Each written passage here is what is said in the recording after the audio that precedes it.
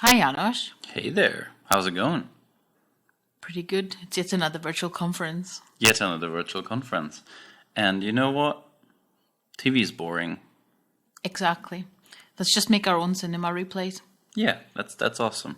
What could we watch tonight? I would suggest we make a honeypot online and then check what people are doing on there. Give me 5 minutes. That'll be fine, right? Yeah, so welcome ladies and gentlemen. Let's build us a nice little honeypot. Asciinema. Right, it's awesome. We have to just say that this is actually because someone jokingly asked you to include that in containerssh. No, actually they thought it was serious. Really? Yeah, this was a serious idea that Asciinema should be used for audit logging. And because they thought, Asciinema, it's nice because you have a web player, you can look at it, but let's not get ahead of ourselves. Okay. Let's take a look. So Asciinema has a pretty unique feature because normally when you think about, okay, how do I record my console for teaching something, then you go and you make a video, much like this one. And the problem with that is that it's huge, right? Yeah. It's like video files can be hundreds of megabytes or gigabytes in size, even for smaller ones. And then when you want to put something on a website, then people have to use a lot of bandwidth. And actually what you're doing is just presenting a bunch of text. So that's why Asciinema was born. It records the text that you're typing with the timing. And then you have a nice little JavaScript web player that can just replay the whole thing. So what's the size of, let's say, 10 commands? Would 10 it just be the commands, characters yeah, and the would, timestamp? Yeah, pretty much. It would just be the characters, the timestamp, and the output. So it's, I'd say, an overhead of maybe 20-30%. Okay. Yeah, because of the the timestamp. Yeah, because Okay. that needs to be stored. We'll take a look in a minute.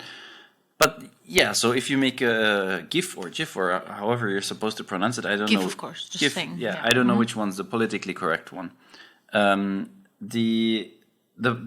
that's going to be dozens of megabytes, at least even for a short one. So Asciinema is really, really great for embedding into websites. So some of the things you can look at is the way you do it is you type this command asciinema rec in your console, and then you just type whatever you want to record. And you can see that we're typing hello FOSDEM21 here. And then you press Control D or you type exit, and then that's it. And then you can hit enter to upload it to asciinema.org, so you get a link. And you can look at that link. And if you look at the link at the bottom of the screen, that's a shortened version, then you can look at this exact recording. So this is how Asciinema works, basically. And of course, it's open source, so you can run your own Asciinema server. You don't have to upload it to asciinema.org. That's how a lot of open source projects just use it for their documentation and that type of thing. Can you Yeah. embed the player? Yes, you can. You can embed it into GitHub, etc. So it's really, really easy to make something to showcase your open source project with Asciinema. One of the things that I also really liked about it is, as I said, the format is real simple. But of course, when something's really cool, and people can make crazy things with it, then people will do crazy things with it. So on the Asciinema website, there is a deluge of things that you can look at that people have made with Asciinema, starting from shell scripts to full-on ASCII games that you can watch with code coloring. I like the Tetris one. Oh, there's the Tetris one, there's the tanks one. Just go to asciinema.org, take a look at the examples. It's really awesome. So, but Back to the honeypot. Back to the honeypot link. How do we get to making a honeypot with Asciinema that we can take our bucket of flavored popcorn with honey, of course, and So what did we want to do, basically? We have an SSH server, and Yes. people log into it for various reasons. We have a bunch of use cases we can still discuss. But people log in, and when you have your SSH server, you usually have a different audit logging yes. to record what people are doing. Exactly. And this is important for, you want this for a number of reasons. If you're building a honeypot, you of course want to take a look at what your attackers are doing. If you're working in a large enterprise, you want to have an audit trail in case, I don't know, some super secret company stuff leaks. You want to make sure that you know that none of your disgruntled employees on their last day of work took all your sensitive data to the competition. And that's what an audit log is for. And there are a number of ways of doing this. The classic way, we're going to show how the classic way works. And then we're going to take a look at how we did this with our own SSH server. So when you want to implement Asciinema, of course, you can use Asciinema rec, which is one option, or the other thing is you can code it yourself. And the good thing about Asciinema is that the format is really, really simple.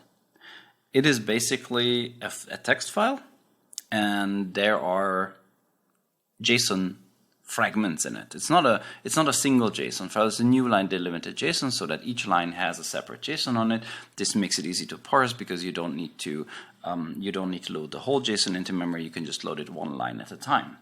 And this is the header. So you specify version 2. You specify the dimensions of the terminal, some environment variables, and so on and so forth. Where's the opening parentheses for this one? It's right there. But I see. Okay. Yes, it's the microphone's in the way. I didn't see the one. Okay, moving on. Das ska vara raskt. So this is the first line of the format, and the second line and any subsequent line is basically one JSON array. I've formatted it here for easy reading, and it has 3 items in it. The first one is the timing.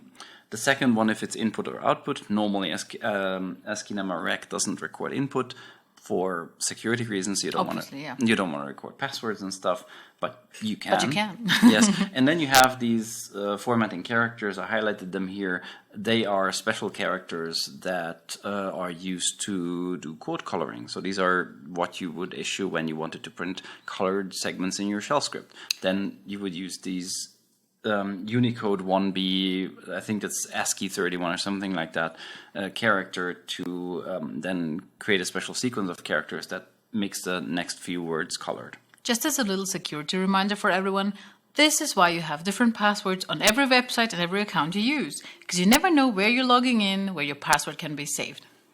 That too, especially on SSH. And we'll show you we can record much more. So the way we implemented this is it's written in Go. So you can go to github.com/containerssh/audit log, and you can take a look at how this is implemented. But again, in any other programming language, it's really simple as well. It's basically a bunch of JSONs. So if you have a text-based application that should record something, then you can use Asciinema for it as long as it's intended for a terminal. That could be a log viewer, you could make a text formatter, whatever, anything that you could view in a terminal, you can record in Asciinema. So how do we put this together with an SSH server? How to make a honeypot out of this? You know, one of the forum posts I found today was about, can we make a fake SSH server? Can we? Yeah, there are a bunch of open source projects that are fake SSH servers that make an SSH server that doesn't really run anything. It just simulates an environment. But the problem with those is always that... But how does it give output? No, it just sends something into the SSH channel. But the problem with that is it has to simulate basically a shell. So if you do an LS, it would show you just a random folder structure? Probably, depending on the implementation. But the problem with that is, as you said, it's a random folder structure. So when you want to build a real honeypot, then you have to keep track of which files are where, etc. So you, at some point, you end up implementing what you could consider a virtual machine for shell script. Nice. And that is inevitably very difficult. Why? I mean, why would anyone do this? Well, because of security, right? If you let the attacker run a program on your machine, then you might have a security problem. But if you just, if you make a honeypot just on any machine, why would you put a fake SSH server on it? You don't really care what the attacker does with the machine, unless you connect it with your whole network. It depends on what you want to do. So it depends on if you want to track exactly what the attacker is doing, or you want to let them do something, but then put it in a network disconnected environment. So it entirely depends what you want to do. If you just want to look at what the attacker is doing, then sure, a fake SSH server is good enough. But if you want to make an in-depth analysis, as we are going to see in the talk, attackers upload very sophisticated payloads. That is probably not going to work on a fake SSH server. Yeah, exactly. So the initial idea was to use Docker for this. And Docker is a container engine, one of many, I should say. And it lets you run a process in a container. And a container is nothing else but a normal Linux or Windows process that is in some way isolated from the host operating system. So it's not a full virtual machine, but it is a security boundary. So when you want to run a container, an Ubuntu container, you would do it like this. And then you're in a container and you can do stuff inside the container, and when you exit, then it's gone. I like that. But it's only gone in container SSH. Well, yes. Normally you would have to remove it. Yeah, if you specify the --RM flag. So what container SSH does, or what our honeypot should do, is basically the user connects to our fake SSH server, and that SSH server then talks to whatever container backend you pick to run what the attacker wants to run.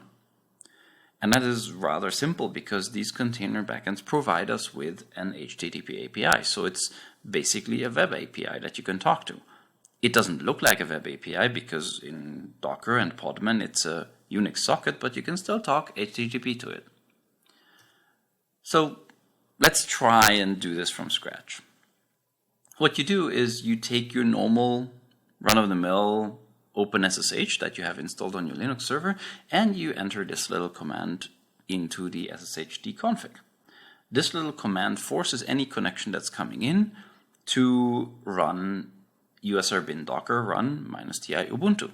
So whenever somebody connects to your SSH server, they're going to land directly in a container, and they cannot do anything about it.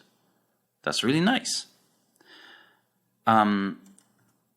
The problem is then when you put in Asciinema and then it becomes complex. That's one thing. And the other thing is it's really, really easy to make a mistake.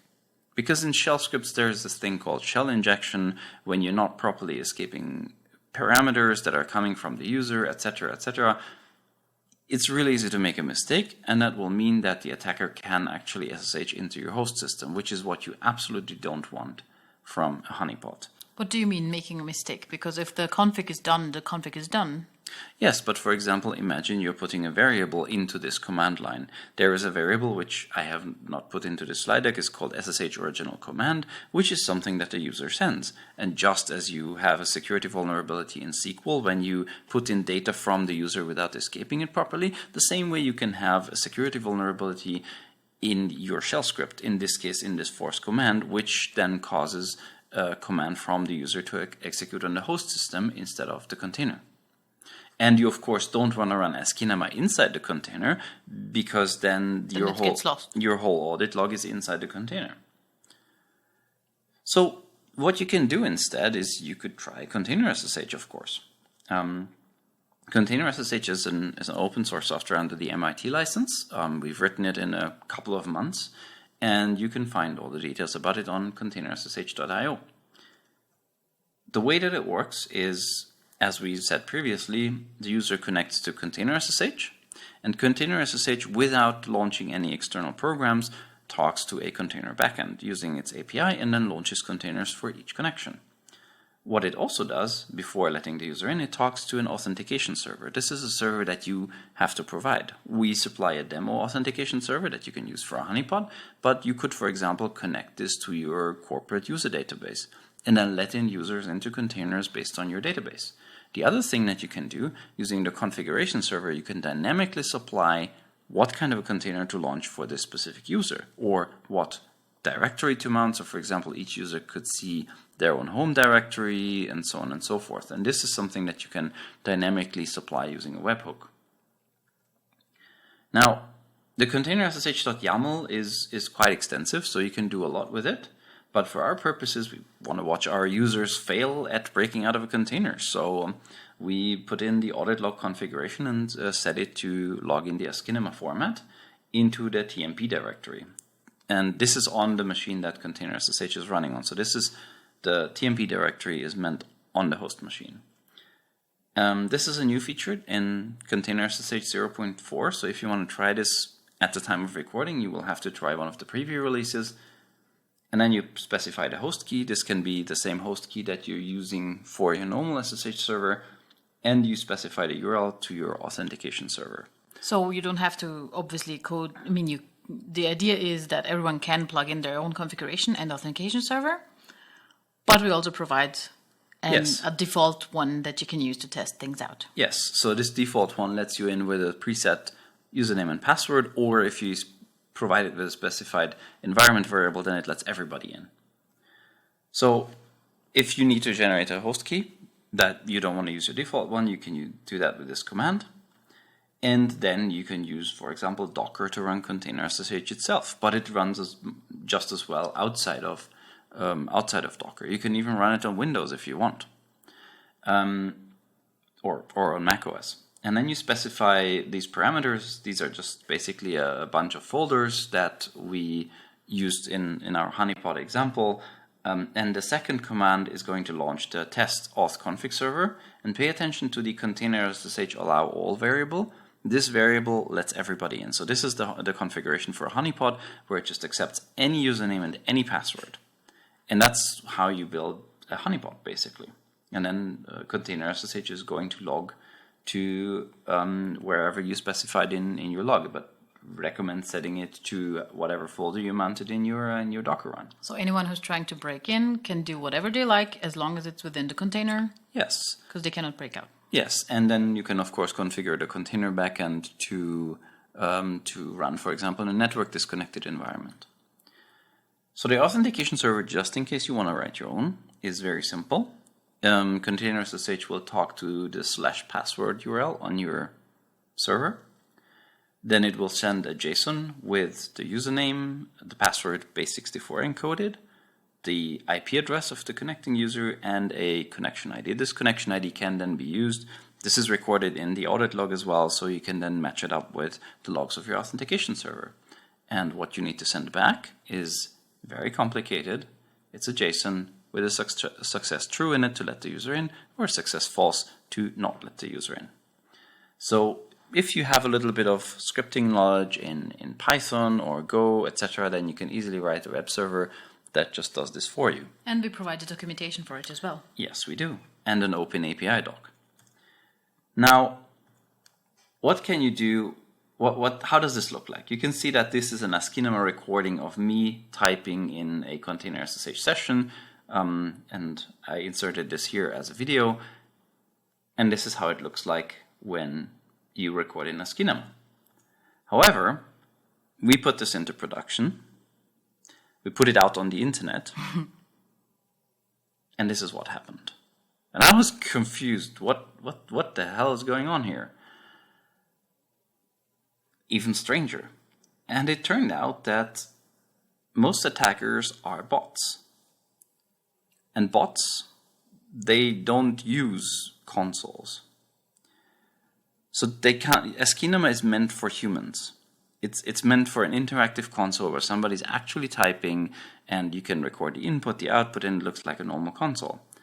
So this is why why Asciinema didn't even make it in the first version when I thought about audit logging, because I soon realized, okay, this is not going to record nearly enough information for me to see what's going on.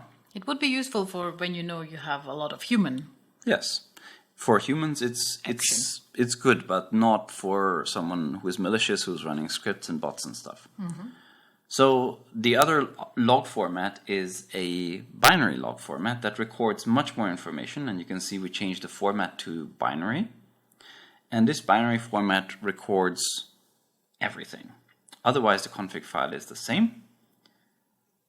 And when we decode the binary audit log, it's recorded in a compressed format, but when we decode it, it looks like this. And this looks really confusing at first, because there's a lot of information which is very specific to how SSH works. But let's take a look at a bunch of examples that we found. So for example, here an attacker tried to execute a program, and they submit a program execution. So they don't open an interactive shell. Instead of they just tell SSH, run this program, give me back the output, and that's it. And that's what you saw in the previous Asciinema recording. So that's a rather simple program execution, but you can already see that the attackers are trying to get information about what they're running on so that they can tailor the output to it. We also found that a lot of the so half of the attackers didn't do anything. They just checked the password, logged out, and that's it. The other half did things that we did not expect. So for example, they uploaded payloads using SFTP. So SFTP is a file transfer protocol over SSH. And they just uploaded their payloads and then extracted it and ran it, and even they deleted their tracks. So this is why Asciinema is also not useful, because Asciinema cannot record the SFTP transaction where you could potentially capture the payload even if it's being later deleted. But the binary one can. The binary one can. You can decode the SFTP and extract what they uploaded. And the last one that I found really interesting is it's looking for GSM devices. It's looking for mobile phones that are connected directly to a computer. And if you haven't worked in traditional IT ops, or you've never worked in a data center, you might think, okay, why would you do this? Why would you connect a mobile phone to something that's running an SSH server? And the answer is that many sysadmins used to and still do use mobile phones or GSM devices to send alert messages. And that's meant as an out-of-bound communication channel. If the internet is gone, everything is gone, the mobile channel is probably still going to work, so the alerting system can still send a text message to the sysadmin saying, hey, your system's completely down, you need to go check it. And what they probably want to do is send spam text messages from your monitoring mobile phone number. And if you're not the person responsible for the bill, you won't even notice it. So, even if you do notice it, what can you do about it? Well, you have to reinstall the whole server because somebody gained access to your server on SSH And you still have to pay your phone bill. Yes, you still have to pay your phone bill. So SSH attacks used to be different. They used to be, oh yeah, somebody's going to come in, they're going to run a Perl script and that kind of stuff. But since now we have, in many programming languages, we have SSH libraries, we have SFTP servers everywhere available, which it used to be not the case. So you SSH'd into a server and SFTP was not necessarily available 10 or 15 years ago. Now it is. So these attacks have become very sophisticated. They do one connection, so your rate limit is not even going to hit. And in that one connection, they open multiple channels to upload and execute their payload. And so a couple of recommendations. Of course, change your SSH port. One of the things we found is that once you change your SSH port, you have almost zero attacks coming in. Most, like 99% of the attacks are going to come to port 22. I remember first reading that on the Linode library 15 years ago, I think. Change your SSH port. It's been yes, but it's one often, of the number one recommendations. It still is. Yep. Many people leave it on 22 because, oh, nothing can happen. The problem is that when it happens, it really does. And I saw one of these cases when somebody just used the default username and password, and then the attackers were in within 20 minutes. Yeah. So use SSH keys. Disable passwords completely if you can. Mm-hmm. Because if the attackers are trying to guess passwords, if they can't do that, they can't get in. Use strong keys. If you're using SSH keys, why not use strong ones? It does not cost a lot. And of course, avoid the common usernames, because if you have a username test and a password test, then people are going to get in. These are dictionary attacks. So these are attacks from leaks from other systems. These are attacks for common words, dictionary words, etc. So anything that you see is probably going to be along those lines. And very, very, very few system administrators actually have to deal with non-dictionary targeted attacks. When you're storing SSH keys, you really want to use passwords for these SSH keys, because if a targeted attack happens, it's probably going to go over a developer laptop, and they're going to look for weak points there, because developer laptops often have elevated privileges. They have direct access to production systems, or system administrators are not excluded from this. And if the SSH key is there unencrypted, then an attacker has free reign over your servers. Those are traditional and still valid SSH tips. They still happen every day. I've seen many, many SSH attacks, unfortunately, and had to scrape together the ruins of the SSH server afterwards. So, what can you do with this? Container SSH is not just a honeypot. one of the original stories why this was even built, and originally it wasn't even built in Go, it was built in Java using the Apache Mina library, is web hosting. It's the same story. User wants to log in, they want to access their files, and in web hosting a very traditional problem is that you want to copy data from site A to site B. You're the owner of both, but you have separate logins, so you need to do the whole SFTP over, and then you can't connect out, etc. Containerized SSH solutions like Container SSH allow you to fine-tune the permission matrix, because you're just mounting the websites, the folders of these websites in, depending on which websites the user has access to, and that's how you access them. You don't need to deal with traditional Linux permissions if you want to do that. The other thing is, of course, education. Because when you let a student in, they're going to do something, and traditional learning systems often have a lot of leftover files after exercises and stuff like that. With containerization, the good thing is, once the user disconnects, the container is gone. So that's how you can use this for teaching people Linux. Or now with Kubernetes and Docker, you could even launch full Kubernetes environments for people to learn on. So the last one that we've seen is a high security environment. And this is where the traditional audit log comes into play. We've actually seen companies use this. And one of the abilities that we are developing into Container SSH is the ability to upload the audit logs directly onto an object storage. So you can plug in any S3 compatible object storage to store your logs so they don't live on the server where Container SSH is running. A couple of ideas. So this is from our preliminary roadmap. We are, at the time of recording, almost done with the 0.4 release.